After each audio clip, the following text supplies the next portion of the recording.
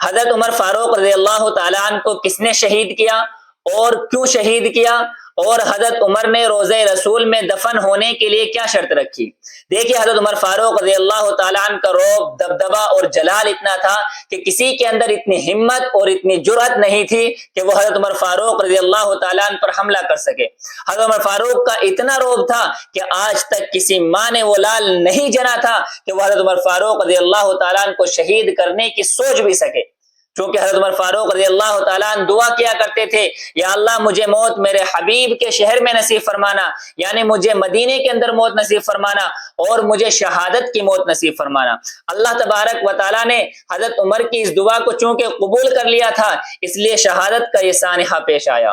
ہوا یہ تھا کہ ایک مرتبہ حضرت عمر فاروق رضی اللہ تعالیٰ عنہ کو ایک ایسے آدمی کی ضرورت پڑی جو لکڑی کا نقش و نگاری کا کام بہت اچھے سے جانتا ہو اور جو ہتھیار وغیرہ، خنجر وغیرہ، اوزار وغیرہ بھی بنانا جانتا ہو۔ حضرت مغیرہ ابن شعبہ رضی اللہ تعالیٰ عنہ اس وقت کوفہ کے گورنر تھے، تو حضرت مغیرہ ابن شعبہ نے کہا، امیر المؤمنین میرے پاس ایک آدمی ہے لیکن مسئلہ یہ ہے کہ وہ مسلمان نہیں ہے۔ تو حضرت فاروق رضی اللہ تعالیٰ نے کہا کہ کوئی بات نہیں، مجھے کام لینا ہے، تو کچھ وقت کے لیے اور کچھ مخصوص جگہ کے لیے اس کو مدینہ منورہ میں آنے کی درخواست دے دی گئی۔ وہ حضرت عمر فاروق رضی اللہ تعالیٰ عنہ کے پاس آیا۔ حضرت عمر فاروق نے اس سے پوچھا کہ تم کیا کیا جانتے ہو؟ اس نے کہا کہ میں بڑھی کا کام جانتا ہوں، میں لکڑی کا نقش و نگاری کا کام اچھے سے جانتا ہوں، میں اوزار بنانا جانتا ہوں، میں خنجر بنانا جانتا ہوں، اور میرا خنجر مشہور زمانہ ہے، پوری دنیا میں میرا خنجر مشہور ہے۔ حضرت عمر فاروق رضی اللہ تعالیٰ عنہ نے اس سے کہا کہ اگر ایسا ہے تو ایک خنجر میرے لیے بھی بناؤ۔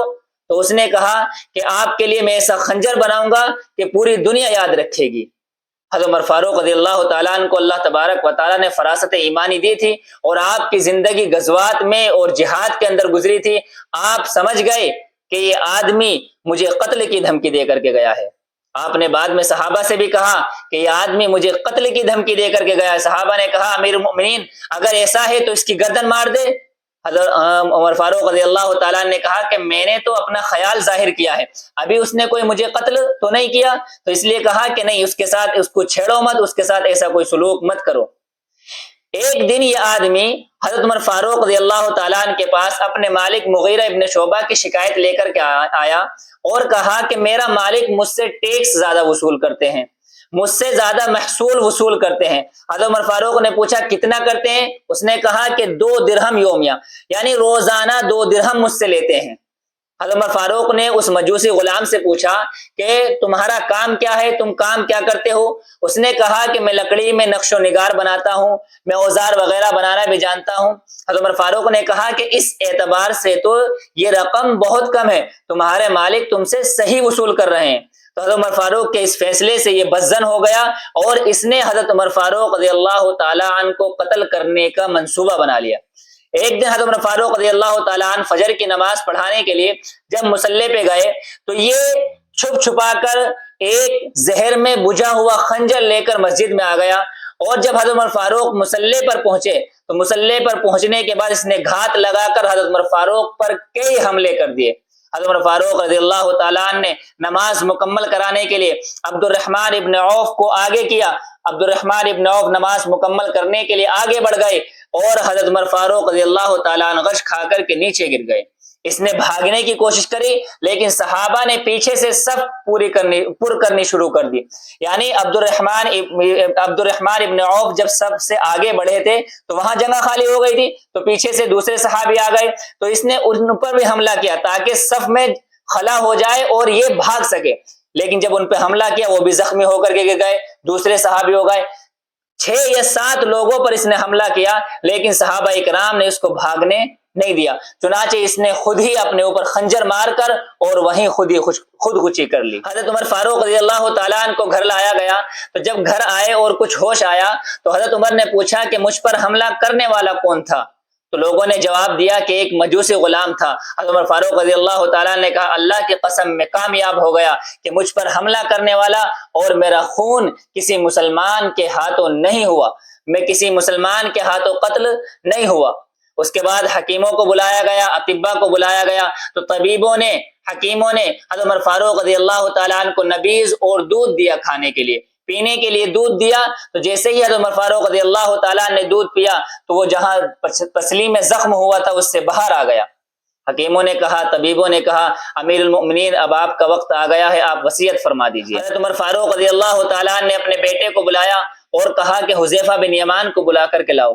حذیفہ بن یمان وہ صحابی ہے جن کو اللہ کے نبی صلی اللہ علیہ وسلم نے منافقوں کے نام بتا رکھے تھے کہ مدینے کے اندر کون کون آدمی منافق ہے۔ آپ صلی اللہ علیہ وسلم نے حذیفہ بن یمان کو منافقوں کی لسٹ بنا کر کے دے رکھی تھی۔ حضرت عمر فاروق رضی اللہ تعالیٰ نے حذیفہ بن یمان کو بلایا۔ جب حذیفہ بن یمان آ گئے تو ان سے پوچھا کہ میں آپ سے ایک بات پوچھنا چاہتا ہوں۔ حضرت حذیفہ بن یمان نے کہا،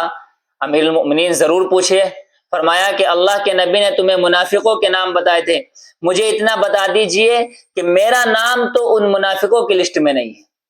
یہ سن کر حضرت حذیفہ بن یمان رونے لگے۔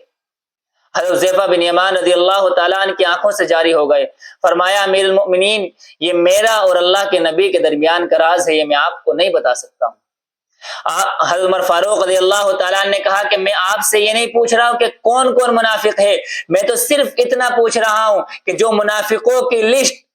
آپ صلی اللہ علیہ وسلم نے آپ کو دی تھی کہیں اس میں میرا نام تو نہیں۔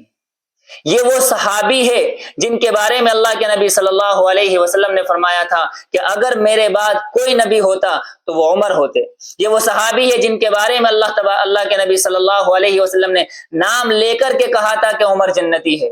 یہ وہ صحابی ہے جن کی رائے کے مطابق قرآن نازل ہوتا ہے اور انہیں اپنے ایمان کی یہ فکر ہے کہ یہ پوچھ رہے ہیں حضرت حذیفہ بن یمان سے کہ کہیں میں منافقوں میں تو نہیں۔ آج ہم اپنے گریبان میں جھانک کر کے دیکھیں، ہم اللہ کے رسول کے احکامات کی دھجیاں اڑا کر بھی اپنے آپ کو مسلمان کہہ رہے ہوتے ہیں، ہمیں اپنے ایمان کی فکر نہیں ہوتی ہے۔ حضرت حذیفہ بن یمان نے کہا کہ یہ میری بات، یہ میرے اور اللہ کے نبی کے درمیان راز تھا، لیکن میں صرف اتنا بتا سکتا ہوں کہ ان میں آپ کا نام شامل نہیں تھا۔ یہ سن کر حضرت عمر فاروق رضی اللہ تعالیٰ عنہ کو تسلی ہو گئی۔ اس کے بعد حضرت عمر فاروق رضی اللہ تعالیٰ عنہ نے اپنے بیٹے سے کہا کہ جاؤ امی عائشہ کے پاس جاؤ اور ان سے جا کر کے کہنا کہ آپ کا بیٹا عمر، یہ مت کہنا کہ امیر المؤمنین عمر، آپ کا بیٹا عمر آپ کے حجرے میں نبی کے برابر میں دفن ہونے کی اجازت چاہتا ہے۔ حضرت عبداللہ ابن عمر آئے، حضرت عائشہ رضی اللہ تعالیٰ عنہ کے پاس اجازت طلب کری۔ حضرت عائشہ نے کہا، حضرت عائشہ رضی اللہ تعالیٰ عنہ نے فرمایا کہ دیکھو یہ جگہ میں نے اپنے لیے خاص کر رکھی تھی کیونکہ یہاں میرے والد دفن ہیں، یہاں میرے شوہر دفن ہیں، اور یہاں یہ جگہ میں نے اپنے لیے خاص کر رکھی تھی، لیکن حضرت عمر فاروق رضی اللہ تعالیٰ عنہ کے اس امت کے اوپر اتنے احسان ہے، ان کی وجہ سے میں اپنا حق چھوڑتی ہوں، اور حضرت عمر کو اجازت ہے کہ وہ یہاں آ کر کے دفن ہو جائے۔ حضرت عبداللہ ابن عمر رضی اللہ تعالیٰ نے اجازت لے کر کے حضرت عمر فاروق رضی اللہ تعالیٰ عنہ کے پاس آئے اور کہا کہ اجازت مل گئی۔ حضرت عمر فاروق نے کہا کہ بیٹے ایک بات یاد رکھنا کہ میرے جنازے میں دیکھتے رہنا کہ کون کون شریک ہو رہا ہے، اگر میرے جنازے میں حذیفہ بن یمان شریک ہو تو میرا جنازہ نبی کے روضے کی طرف لے کر کے جانا، اور اگر حذیفہ بن یمان شریک نہ ہو تو میرا جنازہ نبی کے روضے کی طرف لے کر کے نہ جانا بلکہ مسلمانوں کے عام قبرستان میں دفن کر دینا۔ عبداللہ ابن عمر فرماتے ہیں کہ میں اپنے باپ کے جنازے میں دیکھتا رہا کہ حذیفہ بن یمان شریک ہے یا نہیں۔ جب میں نے حذیفہ بن یمان کو شریک دیکھا تو مجھے تسلی ہو گئی۔ حضرت عمر فاروق رضی اللہ تعالیٰ عنہ نے یہ بھی کہا تھا کہ میرے مرنے کے بعد بھی ایک مرتبہ حجرے کے پاس لے جا کر کے دوبارہ اجازت طلب کرنا، ہو سکتا ہے کہ میری زندگی میں میری رعایت کرتے ہوئے اجازت دے دی ہو، اگر میرے مرنے کے بعد دوبارہ اجازت طلب کرنا، اگر اجازت دے دے تو مجھے روضہ رسول میں دفن کرنا، ورنہ مجھے مسلمانوں کے عام قبرستان میں دفن کر دینا۔ چنانچہ حضرت عمر فاروق رضی اللہ تعالیٰ عنہ کا جنازہ لے جا کر روضہ رسول پر رکھا گیا، اجازت طلب کی گئی، حضرت عائشہ رضی اللہ تعالیٰ عنہ نے اجازت دے دی، اور حضرت عائشہ رضی اللہ تعالیٰ عنہ اپنی چادر سمیٹ کر حجرے سے باہر آ گئی، اور حضرت عمر فاروق رضی اللہ تعالیٰ عنہ کو اللہ کے نبی صلی اللہ علیہ وسلم اور حضرت ابوبکر صدیق رضی اللہ تعالیٰ عنہ کے پہلو میں دفن کیا گیا۔ میرے عزیزوں، ہمارے لیے سیکھنے کی بات یہ ہے کہ وہ شخصیت جن کے بارے میں اللہ کے نبی صلی اللہ علیہ وسلم نے دنیا ہی میں جنتی ہونے کا پروانہ دے دیا تھا، ان کو اپنے ایمان کی اتنی فکر تھی کہ وہ حضرت حذیفہ بن یمان سے پوچھ رہے تھے کہ کہیں میں منافق تو نہیں، کہیں میرا ایمان تو ختم نہیں ہو گیا، حالانکہ اللہ تبارک و تعالیٰ ان سے راضی۔ یہ شخصیت حضرت عمر فاروق رضی اللہ تعالیٰ عنہ یہ تو مراد رسول تھے، جن کو اللہ کے نبی صلی اللہ علیہ وسلم نے اپنی دعاؤں میں مانگا تھا، ان کے ایمان کا تو ہمارے ایمان کے مقابلے میں ان کا ایمان تو ہزاروں لاکھوں کروڑوں درجے گنا ہے، لیکن پھر بھی ان کو اپنے ایمان کی اتنی فکر تھی، اور ہمیں اپنے ایمان کی کوئی فکر نہیں ہے۔ ایمان سب سے اہم اور قیمتی چیز ہے، اس کو بچانے کی فکر کرنی ہے، اپنا ایمان بھی بچانے کی فکر کرنی ہے، اپنے آنے والے نسلوں کا بھی ایمان بچانے کی فکر کرنی ہے۔ اگر آپ کی عمر 40-50 سال ہے تو بہت ممکن ہے کہ آپ اپنا ایمان بچا کر کے لے جائے، لیکن کیا آپ کو امید ہے کہ ان فتنوں کے دور میں، جس طریقے سے مادیت پرستی کا دور چل رہا ہے اور فتنوں کا دور چل رہا ہے اور مسلمانوں پر یلغار ہو رہی ہے، کیا آپ کو لگ رہا ہے کہ آپ اپنی آنے والی نسلوں کے ایمان کو بچا پائیں گے؟ کیا آپ نے اپنی آنے والی نسلوں کے ایمان کو بچانے کی کوئی تدابیر کی ہے، کوئی اسباب اختیار کیے ہیں؟ اگر نہیں کیے، خدا کے لیے سب سے پہلے اپنی اولاد کے ایمان کی حفاظت کے اسباب اختیار کیجئے، سارے کام سارے لوگوں کو پسے پش ڈال دیجئے، سب سے پہلے اپنے اور اپنی اولاد کے ایمان کی فکر کیجئے۔